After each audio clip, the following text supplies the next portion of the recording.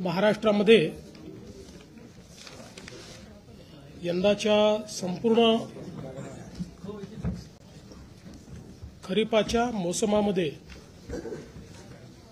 जो काही पाऊस पडला, सातत्याने जी अतिवृष्टी झाली, त्यामुळे मोठ्या प्रमाणात शेतीचं आणि शेतकऱ्यांचं नुकसान झालं. पिकांचंही नुकसान झालं, जनावरांचं नुकसान झालं, काही ठिकाणी घरांचं नुकसान झालं, गोठ्यांचं नुकसान झालं. जे काही ग्रामीण भागातलं पब्लिक इन्फ्रास्ट्रक्चर आहे त्याचंही नुकसान झालं आणि दुर्दैवाने काही लोक मृत्युमुखी देखील पडले, काही लोक जखमी झाले. असं एक प्रचंड आपल्याला चित्र भीषण अशा प्रकारचं पाहायला मिळालं. आम्ही देखील वेगवेगळ्या ठिकाणी प्रत्यक्ष जाऊन या परिस्थितीची पाहणी केली. सातत्याने शेतकऱ्यांशी आम्ही चर्चा केली आणि एक प्रकारे दिलासा आपल्याला कसा देता येईल याचा प्रयत्न आम्ही केला. तातडीची मदत म्हणून ज्यांच्याकडे नुकसान झालेलं आहे, त्यांना घरामध्ये पाणी शिरलं आहे, त्यांना 10,000 रुपये देण्याचा विषय असेल किंवा गहू तांदूळ देण्याचा विषय असेल, त्या ठिकाणी वेगवेगळ्या प्रकारे छोटी मोठी मदत जी आहे ती मदत करण्याचं काम आपण सुरू केलं. अगदी तातडीनं 2200 कोटी रुपये रिलीज करून क्रॉप कम्पेन्सेशनचा पहिला हप्ता जो काही आहे तो त्यांना मिळावा या संदर्भात आपण काम चालू केलं. आणि त्यानंतर आम्ही सातत्याने आपल्याला जास्तीत जास्त मदत कशी करता येईल याचा प्रयत्न करत होतो. आपल्याला कल्पना आहे की शेतकऱ्याचं आपल्या पिकावर पोटच्या पोराप्रमाणे प्रेम असतं आणि अशा परिस्थितीत पीक करपून गेलं, त्या ठिकाणी पाणी साचलं, अशी जी काही अवस्था पाहायला मिळाली, झोपलेलं पीक पाहायला मिळालं, चिखल पाहायला मिळाला आणि अनेक ठिकाणी तर जमीनच खरडून गेली. त्यामुळे रबीची पेरणी करण्याचीही क्षमता त्या ठिकाणी उरली नाही. खरं म्हणजे यातनं जे काही आर्थिक आणि मानसिक अशा दोन्ही प्रकारचा त्रास शेतकऱ्यांना होतो त्याचं 100% कम्पेन्सेशन कोणीच देऊ शकत नाही. मात्र आमचा शेतकरी पुन्हा आपल्या पायावर उभा राहायला पाहिजे आणि भविष्यामध्ये पुन्हा शेतकरी आणि शेती ही उभी राहिली पाहिजे. या दृष्टीनं आम्ही जास्तीत जास्त रिसोर्सेस याच्याकडे वळवण्याचा निर्णय घेतला आणि त्या दृष्टीने आम्ही कम्पेन्सेशनच्या संदर्भातलं एक पॅकेज तयार केलेलं आहे. साधारणपणे आपण जर बघितलं तर महाराष्ट्रामध्ये 1,43,52,281 हेक्टर एवढ्या जमिनीवर पिकांची लागवड झाली होती. यापैकी साधारणपणे 68,69,756 हेक्टर एवढ्या जमिनीवरचं पिकांचं नुकसान झालेलं आहे. यात काही जमिनीवर अंशतः आहे आणि मोठ्या प्रमाणात पूर्णतः नुकसान आपल्याला पाहायला मिळतं आहे. साधारणपणे मेजर नुकसान जे आहे ते 29 जिल्ह्यांमध्ये झालेलं आहे. 253 तालुके हे जवळपास सरसकट आम्ही घेतलेले आहेत की ज्या ठिकाणी आम्ही मदत करतो आहोत, ज्यामध्ये 2059 मंडळं आहेत की ज्या मंडळांमध्ये क्रॉप डॅमेज झालेला आहे. त्यामुळे 65 मिलीमीटरची अट आम्ही ठेवलेली नाही. जिथे क्रॉप डॅमेज आहे असं सगळं कव्हर करून त्या ठिकाणी मदत करण्याचा निर्णय हा आपल्या सरकारने त्या ठिकाणी घेतलेला आहे. एकूण सर्व प्रकारची जी मदत आपण करतो आहे, ज्यामध्ये क्रॉप डॅमेज आहे, ज्यामध्ये खरडून गेलेल्या जमिनीचा विषय असेल किंवा मृत व्यक्तींना मदत असेल, जखमींना मदत असेल, इस्पितळातली मदत असेल, 10,000 रुपये जी आपण देतो ती मदत असेल, पूर्णतः जे नष्ट झालेले पडझड झालेले घरं आहेत जी 100% गेली आहेत त्याला पूर्णपणे आपण नव्याने घरं बांधण्याकरता त्या ठिकाणी मदत करणार आहोत आणि नव्याने प्रधानमंत्री आवास योजनेतला नवीन घर समजून त्याला पूर्ण पैसे देऊन त्या ठिकाणी त्या घराची निर्मिती आपण करणार आहोत। डोंगरी भागातली देखील जी घरं आहेत त्यांना 10,000 रुपये जास्तीचे देऊन त्या घरांना देखील आपण मदत करणार आहोत। जिथे अंशतः घरांची पडझड झाली आहे त्यांनाही मदत करणार आहोत, झोपड्यांची जिथे पडझड झाली आहे त्यांनाही मदत करणार आहोत, त्यासोबत गोठ्याची मदत आपण वेगळी करणार आहोत। दुकानदारांचं देखील नुकसान झालेल्या जवळपास 50,000 रुपयापर्यंतचं दुकानदारांना देखील आपण त्या ठिकाणी मदत करणार आहोत। दुधाळ जनावरं जी आहेत याच्याकरता जवळपास 37,500 रुपयापर्यंत प्रति जनावर अशा प्रकारे मदत करण्याचा आपण निर्णय घेतलेला आहे आणि एनडीआरएफमध्ये 3 जनावरांपर्यंतची जी काही मर्यादा आहे ती आपण काढून टाकलेली आहे। जेवढ्या जनावरांचं त्या ठिकाणी मृत्यू झाला असेल त्या प्रत्येक जनावराकरता राज्य सरकारच्या वतीनं कॉम्पेन्सेशन देण्यात जाईल। ओढकाम करणारी जी जनावरं आहेत त्याच्याकरता 32,000 रुपये प्रति जनावर देण्यात येईल। कुक्कुटपालनाकरता देखील आपण त्या ठिकाणी जो काही आपला दर आहे तो 100 रुपये प्रति कोंबडीप्रमाणे जेवढं नुकसान झालं असेल तेवढं देणार आहे। विशेषतः खरडून गेलेली जी जमीन आहे हा एक अत्यंत महत्वाचा विषय आहे, कारण शेवटी शेतकऱ्याला सॉईल आणावं लागणार आहे, माती आणावी लागणार आहे आणि त्याकरता मोठ्या प्रमाणात त्यांना त्याची मदत आपल्याला करावी लागणार आहे आणि म्हणून आपण हा निर्णय केलेला आहे की 47,000 रुपये हेक्टरी त्यांना कॅश कॉम्पेन्सेशन आणि 3 लाख रुपये हेक्टरी हे नरेगाच्या माध्यमातून आम्ही त्यांना देणार आहोत। म्हणजे जवळपास 3.5 लाख रुपये हेक्टरी हे खरडून गेलेल्या जमिनीकरता शेतकऱ्यांना उपलब्ध करून देण्याचा निर्णय हा आपण या ठिकाणी घेतलेला आहे। आणि याच्या व्यतिरिक्त सगळ्यात महत्वाचं की जे काही कॉम्पेन्सेशन आपल्याला क्रॉपच्या संदर्भात द्यायचं आहे त्या क्रॉपच्या कॉम्पेन्सेशनच्याकडे मी शेवटी येतो। बधित विहिरी आहेत, आता ज्या विहिरींमध्ये गाळ गेला आहे, ज्या विहिरींचं नुकसान झालेलं आहे याकरता एनडीआरएफचे कुठलेही नॉर्म्स नाहीत, तरी देखील राज्य सरकारने एक विशेष बाब म्हणून 30,000 रुपये प्रति विहीर ही मदत करण्याचा निर्णय घेतलेला आहे, ज्यातनं हा गाळ काढणे आणि ती विहीर सुस्थितीत आणणे हे काम देखील आपण करणार आहोत। यासोबत अन्नधान्याच्या किट्स वगैरे आपण त्या ठिकाणी देतो, ते मी यापूर्वी देखील सांगितलेलं आहे। आपण 2 अजून निर्णय याच्यात घेतले आहेत की जे काही इन्फ्रास्ट्रक्चरचं नुकसान झालं आहे ग्रामीण भागामध्ये त्याकरता 10,000 कोटी रुपये इन्फ्रास्ट्रक्चरच्या नुकसानीकरता आपण उपलब्ध करून देणार आहोत। डीपीसीमध्येही 5% अशा प्रकारे पूरग्रस्त भागातल्या कामाकरता आपण जवळपास 1,500 कोटी रुपये हे आपण उपलब्ध करून दिलेले आहेत। एक मागणी सातत्याने यायची, ओला दुष्काळ जाहीर करा, ओला दुष्काळ जाहीर करा।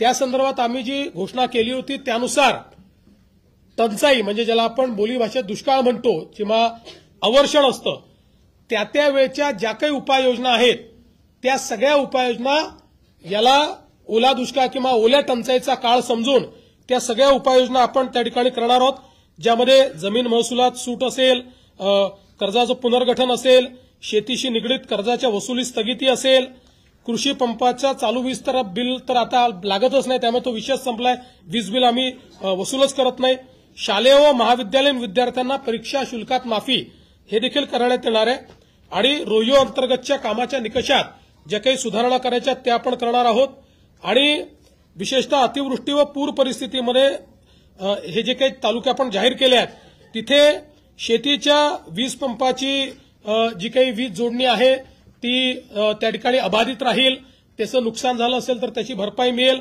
अशा सगळ्या गोष्टी ज्या आपण दुष्काळाच्या म्हणजे टंचाईच्या काळात करतो त्या सगळ्या गोष्टी आता देखील आपण या ठिकाणी लागू केलेल्या आहेत।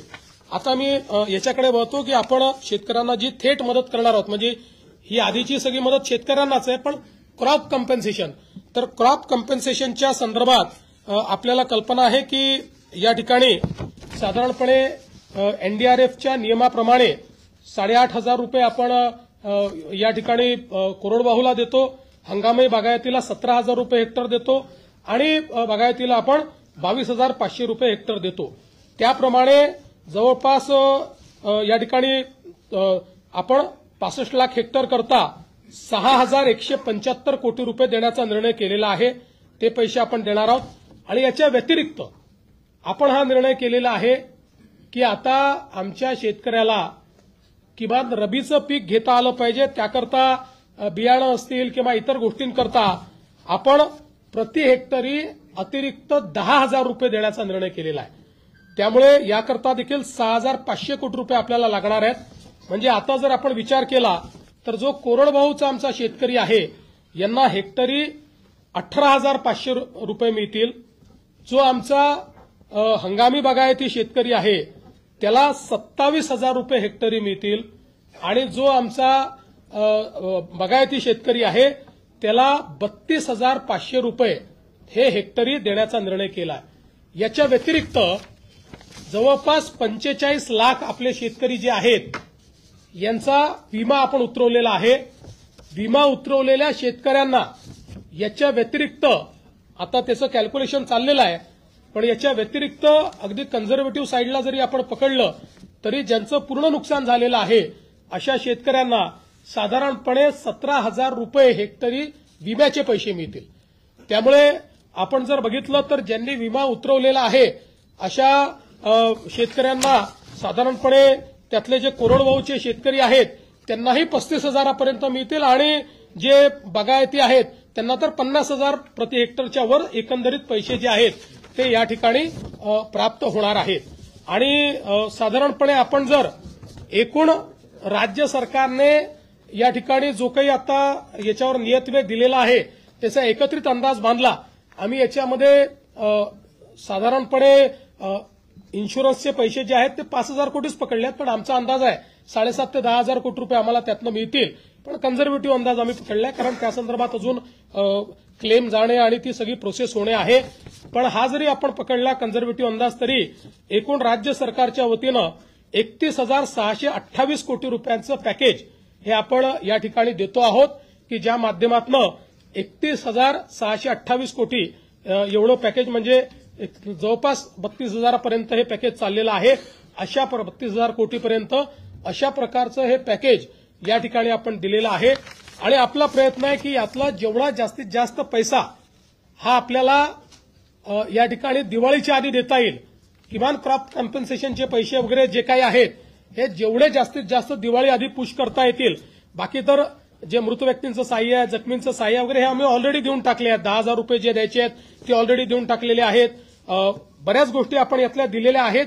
काही गोष्टी ज्या राहिलेल्या आहेत त्या सगळ्या गोष्टी आणि क्रॉप कॉम्पेन्सेशनचे पैसे हे आपण त्या ठिकाणी देण्याचा प्रयत्न करणार आहोत। आणि आपण जर विचार केला तर निव्वळ क्रॉप कॉम्पेन्सेशन करता आपण याच्यामध्ये जे पैसे देतो ते देखील जवळपास 18,000 कोटी रुपयांपेक्षा जास्त आहेत। म्हणजे मला असं वाटतं की आतापर्यंतच्या इतिहासात सर्वात जास्त पैसे हे क्रॉप कॉम्पेन्सेशनला देण्याचा प्रयत्न या ठिकाणी आपल्या सरकारच्या माध्यमातून आम्ही केलेला आहे। आम्ही तिघांनी बसून याच्यावर खूप विचार केला आणि हा निर्णय केला की 4 खर्च कमी करावे लागले तरी देखील आपण त्या संदर्भात मागे पुढे पाहू नये, कारण शेतकऱ्यांवर अभूतपूर्व अशा प्रकारचे संकट आहे आणि म्हणून आपण जे काही जास्तीत जास्त करता येईल तो करण्याचा प्रयत्न आम्ही करू। याच्या व्यतिरिक्तही आमचा हा प्रयत्न आहे। आज मुख्यमंत्री सहायता निधीला देखील मोठ्या प्रमाणात लोक मदत करतायत आणि त्याही माध्यमातून अनेक गोष्टी अशा असतात की ज्या आपल्या कुठल्याच नियमामध्ये आपल्याला कव्हर करता येत नाहीत। त्यामुळे अशा प्रकारच्या ज्या काही गोष्टी हळूहळू आढळतील त्याच्यावर आम्ही मुख्यमंत्री सहायता निधीतनं किंवा काही लोकांनी सीएसआर देखील देण्याचं मान्य केलंय, त्या सीएसआरच्या माध्यमातून आपल्याला कशी मदत करता येईल या संदर्भातला प्रयत्न आमचा असणार आहे। कुठल्याही परिस्थितीमध्ये शेतकऱ्यांच्या मुलांचं शिक्षण हे याच्यामुळे बाधित होऊ नये, त्यांची स्वप्न कुठेतरी खंडित होऊ नये अशा प्रकारचा प्रयत्न या माध्यमातून आम्ही या ठिकाणी केलेला आहे। त्यामुळे हे सगळं मी आपल्यासमोर पॅकेज ठेवलेलं आहे। मी माननीय अजितदादा आणि शिंदे साहेबांना विनंती करतो की त्यांनी देखील मत याच्यावर व्यक्त करावं। आता तुम्ही बोलता यामध्ये आता मुख्यमंत्री महोदयांनी सांगितलं त्याच्यात 2 हेक्टरच्या पुढे पण 3 आम्ही निर्णय घेतलेला आहे 3 हेक्टरपर्यंतचा. त्याच्यामुळे काही शेतकऱ्यांच्या मनात अशी शंका येण्याची शक्यता आहे की आपल्याला 2 हेक्टर आणि तो वरचा सगळा भार राज्य सरकारने उचललेला आहे. कारण 2 हेक्टरपर्यंत एनडीआरएफ एसडीआरएफच्या संदर्भातले नॉर्म्स असतात. त्याच्यामुळे हे करत असताना अनेकांनी वेगवेगळ्या पद्धतीनं मागण्या केलेल्या आहेत. पण या सगळ्याच्या मध्ये कुठल्याही परिस्थितीत त्या शेतकऱ्याला उभं करायचंच असा निर्णय राज्य सरकारने घेऊन ह्या सगळ्या गोष्टी अंमलात आणण्याच्या करता आपण हे पॅकेज हे जाहीर केलेलं आहे. आणि याच्यात खूप बारकाईनं विचार करून कुठलाही घटक हा वंचित राहणार नाही याबद्दलची पण काळजी राज्य सरकारने हे पॅकेज जाहीर करत असताना केलेलं आहे. आणि अजूनही पॅकेज जाहीर केल्यानंतर जर यदाकदाचित चुकून कुठली गोष्ट राहिली असेल, कारण तिथली भौगोलिक परिस्थिती प्रत्येक ठिकाणची वेगवेगळी असते, त्यावेळेस मुख्यमंत्री महोदय म्हणाले की आपण परत काही जर असं वाटलं तर त्याबद्दलचं म्हणजे एखादं राहून गेलं तर ते पण आम्ही इन्क्लूड करायची आमची तयारी आम्ही ठेवलेली आहे.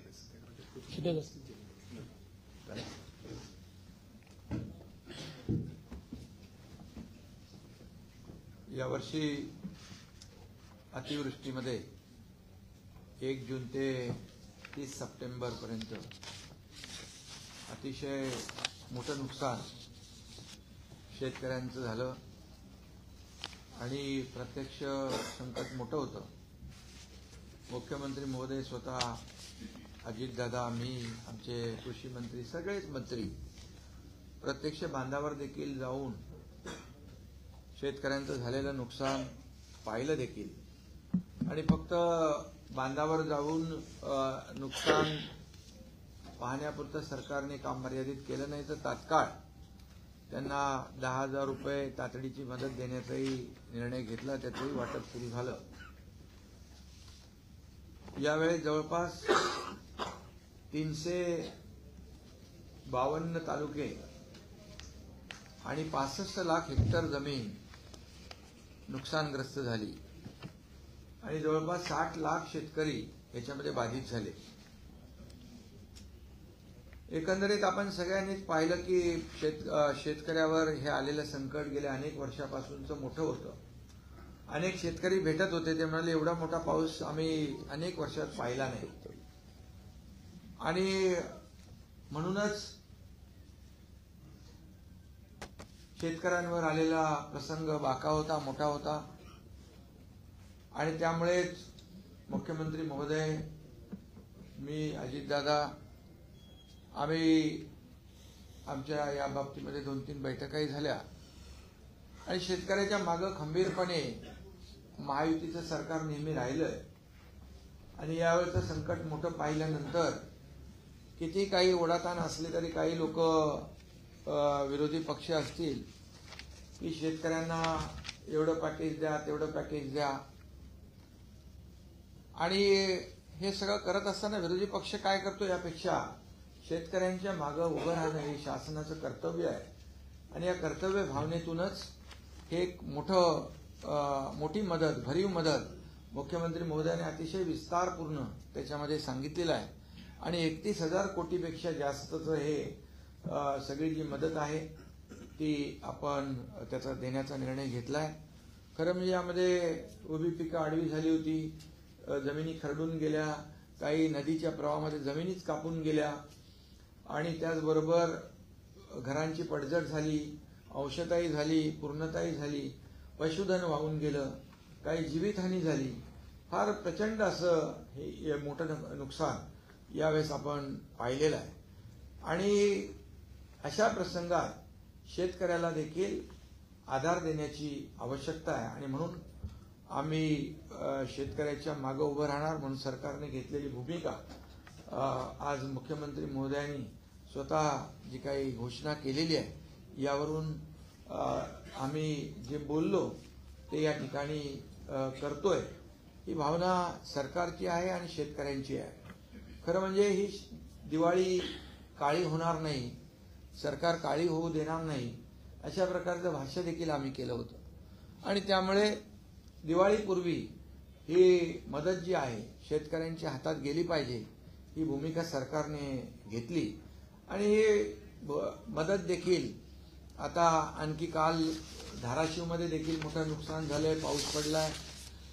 जे काही आज घोषणा केली आहे त्याच्यामध्ये आणखी काही शेतकऱ्यांचं नुकसान होईल, ते देखील ही अंतिम मदत नाहीये. शेतकरी प्रक्रिया आहे आणि म्हणून शेतकऱ्यांना मदत देणं हे आमचं कर्तव्य आहे. म्हणून शेतकऱ्यांनी कुठेही खचून जाऊ नये, टोकाचं कुठलंही पाऊल शेतकऱ्यांनी उचलू नये, कारण शेवटी शासन आपल्या पाठीशी खंबीरपणे उभं आहे.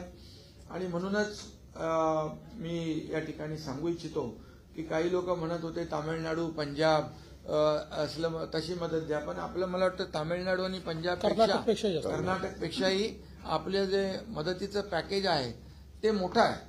आणि आम्ही कुणाशी म्हणजे तुलना करण्यापेक्षा आपल्या शेतकऱ्याला काय हवंय, काय काय नुकसान झालेलं आहे, ही वस्तुनिष्ठ अहवाल घेऊन त्यामध्ये मदत होईल.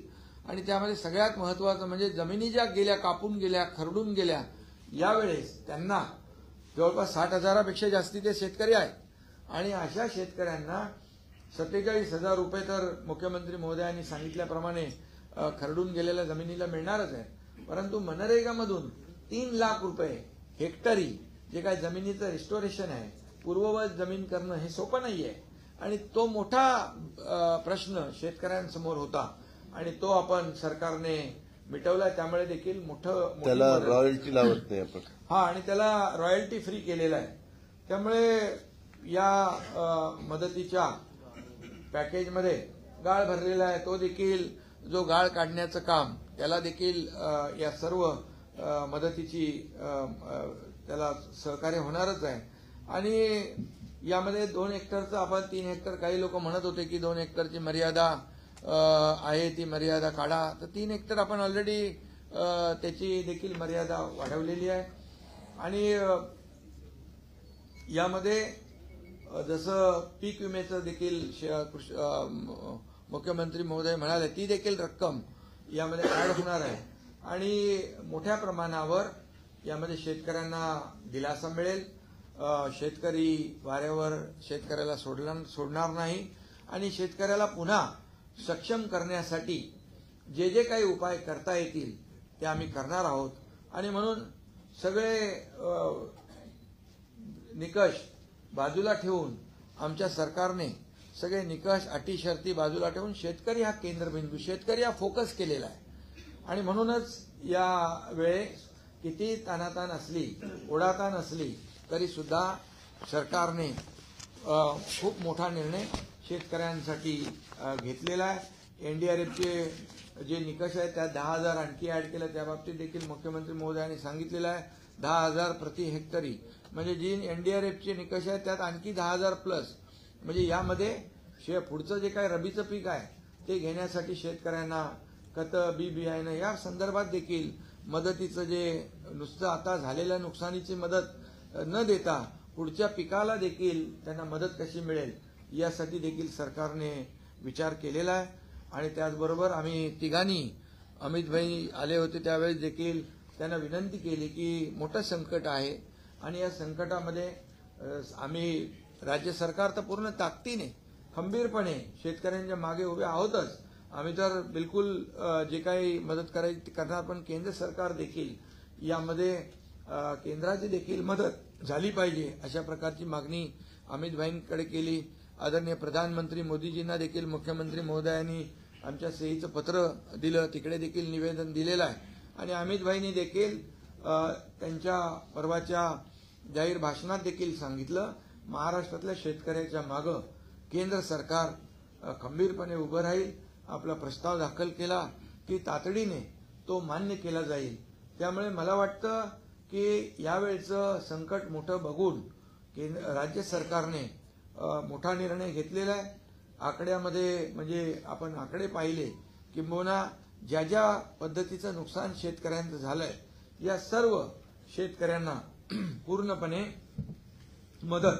मदतीचा हात राज्य सरकार देईलच आणि तो निर्णय आपण घेतलेलाच आहे. आणि यानंतर देखील काही छोट्या मोठ्या काही गोष्टी समोर येतील त्याला देखील सरकार हात आकडता घेणार नाही. आणि केंद्र सरकार देखील आदरणीय प्रधानमंत्री नरेंद्र मोदीजी नेहमीच शेतकऱ्यांच्या पाठी उभे राहिलेले आहेत. म्हणूनच तर त्यांनी दर वर्षाला शेतकरी सन्मान योजना सुरू केली. आपणही त्याच्यामध्ये तेवढेच 6,000 रुपयाची भर घालून नमो शेतकरी सन्मान योजना देखील सुरू केली. त्यामुळे शेतकऱ्यांच्या बद्दल असलेला जो काही जिव्हाळा आहे, जी काय आपुलकी आहे, शेवटी शेतकरी आपला अन्नदाता आहे, मायबाप आहे. आणि मग आज बळीराजाच्या डोळ्यामध्ये अश्रू आहे, ते अश्रू पुसण्याचं काम नक्की राज्य सरकार केल्याशिवाय राहणार नाही. आणि त्याचीच प्रतिपूर्ती आजच्या मुख्यमंत्री महोदयांनी डिटेलमध्ये जे काय घोषित केलं त्यातून येते. आणि केंद्र सरकार देखील यामध्ये भरीव मदत आपल्याला दिल्याशिवाय राहणार नाही. त्यामुळे पूर्णपणे शेतकऱ्याच्या मागे आम्ही उभे राहू आणि शेतकऱ्याला मोठा दिलासा देऊ. पुन्हा एकदा मी सांगतो की शेतकऱ्यांनी कुठेही खचून जाऊ नये. सरकार आपल्या पाठीशी आहे. कुठलंही टोकाचं पाऊल उचलू नये अशा प्रकारची विनंती या ठिकाणी आम्ही शेतकऱ्यांना करतोय. हे 61,000 कोटीचं पॅकेजपैकी आपण केंद्र सरकारकडे किती मागणी करणार? आणि दुसरं असं आहे की 2019ला कोल्हापूर सांगलीचा दुष्काळ असेल, 2022 जे कॉम्पेन्सेशन होतं ते एनडीआरएफच्या नॉर्मपेक्षा आपण दुसरीने किंवा तिसरीने कॉम्पेन्सेशन दिलं होतं. ते जरी 10,000 रुपये आपण वाढवले असेल तरी ते फक्त रबीच्या पिकांना मिळणार आहे.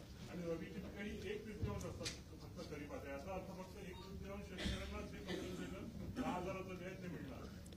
पहिली गोष्ट, आतापर्यंतच्या दिलेल्या सगळ्या पॅकेजपेक्षा हे मोठं पॅकेज आहे. याचं कारण एनडीआरएफची त्या काळात जी काही रक्कम होती त्याच्यापेक्षा आता एनडीआरएफनेच रक्कम वाढवलेली आहे. दुसरं, रबीचं पीक घेतो की नाही घेत हा भेद न करता 100% शेतकऱ्यांना 10,000 रुपये हेक्टरी आम्ही देतो. कारण आमची अपेक्षा अशी आहे की जो रबीचं पीक घेत नव्हता तोही आता घेईल. कारण त्याचं खरीपाचं पीक हे वाया गेलेलं आहे. शेतकरी कधीच रिकामा बसत नाही. त्याच्यामुळे पाणी उपलब्ध आहे. ज्यांची जमीन खरडून गेलेली नाही असे जे शेतकरी आहेत ते रबीचं पीक घेऊ शकतात.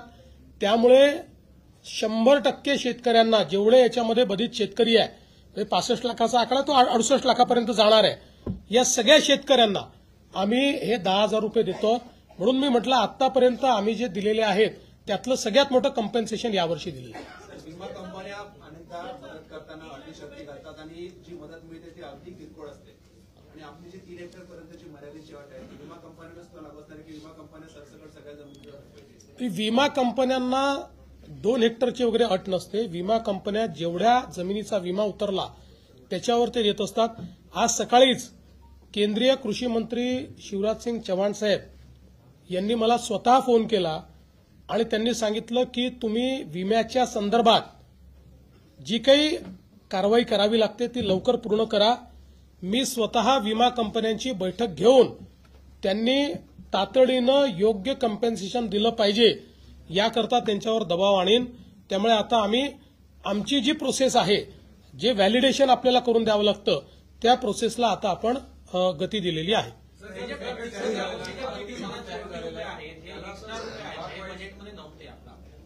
त्याच्यामुळे ऑलरेडी आपल्यावर आर्थिक ताण होता, हा अजून ताण वाढणार आहे. काल भुजबळ साहेब म्हणले अनेक स्कीमला प्रॉब्लेम येतोय आधीच्या काही स्कीम्समुळे.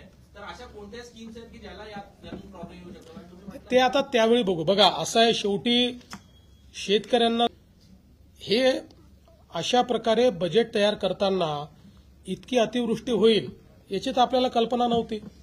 त्यामुळे अशा प्रकारचा अप्रत्याशित किंवा अनियोजित खर्च आला तर त्याकरता तो काही ठिकाणी आपल्याला काही बाबींवर खर्च कमी करावा लागेल, काही बाबींवर ताण सहन करावा लागेल.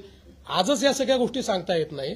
आता ज्यावेळी आम्ही रिएप्रोप्रिएशन करू, आज तर आम्ही काय करतो, आमच्याकडे जे जे वेगवेगळ्या प्रकारचे निधी आहेत तसं रिएप्रोप्रिएशन करून तात्काळ हे पैसे देणं सुरू करतो. मग डिसेंबरच्या अधिवेशनामध्ये कुठे कमी करायचं, कुठे वाढवायचं हे बघितलं जाईल. पहिलं प्रायोरिटी काय आहे, शेतकऱ्यांना मदत करणे, ती आम्ही करतो. हा जो प्रस्ताव आहे, हा जो पॅकेज आहे सर, मराठवाड्यामध्ये खूप जास्त नुकसान झालेलं आहे. त्याच्या विभाग वाईज काय आकडा मिळेल आणि केंद्र सरकारकडे सर जो प्रस्ताव सादर करणार आहात तो कधी होणार? पहिलं तर विभागच्या आत्ता याला देता येणार नाही, पण साधारण तुम्ही ठोक अंदाज घेतला तर परभणी, वाशिम, जालना आणि यवतमाळ हे जिल्हे असे आहेत की जिथे 50% जास्त नुकसान आहे. त्यानंतर छत्रपती संभाजीनगर आणि अहिल्यानगर हे 2 जिल्हे असे आहेत जिथे 75% जास्त नुकसान आहे. आणि लातूर, धाराशिव, नांदेड, बीड, हिंगोली आणि सोलापूर हे असे जिल्हे आहेत जिथे 80% 100% नुकसान आहे. त्यामुळे या जिल्ह्यांना सर्वाधिक मदत मिळेल. अशा म्हणजे जेवढं जिथे नुकसान झालेलं आहे त्यानुसार ती मदत मिळेल. शरद पवार परत म्हणतायत की शेतकऱ्यांकडूनच इनडायरेक्टली वसुली केली जाईल. या बाबतीत तो नफ्यातल्या बाबतीत बोलला तर त्या बाबतीत बोलताय. काय नेमकं त्याच्यामध्ये आहे आणि याबद्दल पुनर्विचार करावा असं देखील बोलताय. पहिली गोष्ट तर 5 रुपयाचा विचार केला, कारखान्यांनी 5 रुपयाच्या हिशोबाने दिले, एकूण किती पैसे मिळतात? 50 कोटी रुपये. आमचं पॅकेज आहे 31,000 कोटी रुपयाचं. त्यामुळे केवळ त्या कारखान्यांना जाणीव असावी एवढ्यापुरतं आम्ही त्यांना ही विनंती केली आहे. आता आपल्याला कल्पना आहे की FRP कॅल्क्युलेट करण्याची एक पद्धत आहे. शेतकऱ्यांना काय मिळते? FRP मिळते. ती FRP कॅल्क्युलेट करण्याची पद्धत आहे. त्या पद्धतीने जी FRP कॅल्क्युलेट होईल ती शेतकऱ्यांना द्यावीच लागेल. त्याच्यातनं एकही पैसा कट करता येणार नाही. त्याच्या व्यतिरिक्तही पैसे त्यांना द्यायचे आहेत. त्याच्यामुळे अर्थातच नफ्यात नाही पैसे द्यायचे आहेत. आज जर राज्य सरकार त्या ठिकाणी या सगळ्या कारखान्यांना अडचणीत आले तर कर्ज देतं, बिनव्याजी कर्ज देतं, कर्जामध्ये सूट देतं, इथेनॉल करता पैसे देतं, कोजेन करता पैसे देतं, कोजेनमध्ये शॉर्टफॉल आला तर त्याला पैसे देतं, त्यांची मार्जिन आली तर त्याला पैसे देतं. अशा परिस्थितीमध्ये शेतकऱ्यांवर त्या ठिकाणी अशा प्रकारचं काही समजा एखादं संकट आलं तर त्याच्यात मदत करायला हरकत काय? आणि साधारणपणे 200 कारखाने आपल्याकडे गाळप हंगामात असतात. कारखाने जास्त आहेत. याचा हिशोब लावला तर 25 लाख रुपये देखील एखाद्या कारखान्याला येत नाही. पण मी त्याच्या पलीकडे जाऊन सांगतो, अनेक कारखाने असे आहेत की जे आम्हाला 1-1 कोटी रुपये देत आहेत स्वतःहून समोरून येऊन. त्यांना ती सामाजिक जाणीव आहे. कोणी 75 लाख देत आहे, कोणी 1 कोटी देत आहे.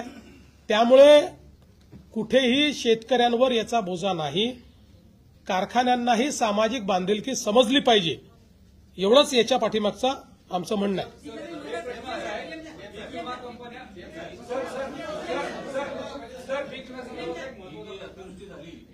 यांचं आलं की तुम्हाला पीक विमा हा पीक उंबरठा उत्पादन गृहीत धरून पीक विमा कंपन्या मदत देणार की सरसकट आता ज्या पद्धतीने तुम्ही मदत जाहीर केली त्या पद्धतीने पीक विमा कंपन्या तुम्ही निर्देश देणार?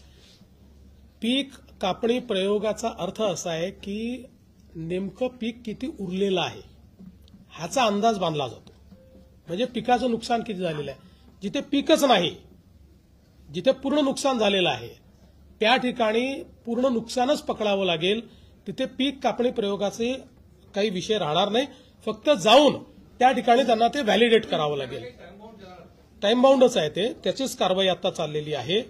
त्यामुळे 100% टाइम बाउंड आहे आणि त्या संदर्भात त्यांना जी काही मदत लागेल ती आम्ही करायला तयार आहोत. दुसरं, तुम्ही जे म्हणालात आम्ही पीक कापणी प्रयोगावर परत का आलो, यापूर्वी आम्ही काही ट्रिगर दिले होते. काही लोक म्हणतात ट्रिगर का काढले. आमचा 2 वर्षाचा अनुभव असा राहिला की या ट्रिगरमुळे पहिले 25% तर शेतकऱ्यांना तात्काळ मिळाले, पण नंतरचे 75% ट्रिगरमध्ये बसलेच नाहीत. त्यामुळे शेतकऱ्यांचं नुकसान झालं आणि म्हणून आम्ही म्हटलं ही पद्धत नको, जुनी पद्धत बरोबर आहे. कारण पीक कापणी प्रयोगामुळे 100% पैसे मिळतात आणि म्हणून आम्ही त्या पद्धतीकडे परत गेलेलो आहोत आणि त्या पद्धतीने विमा आम्ही देतो.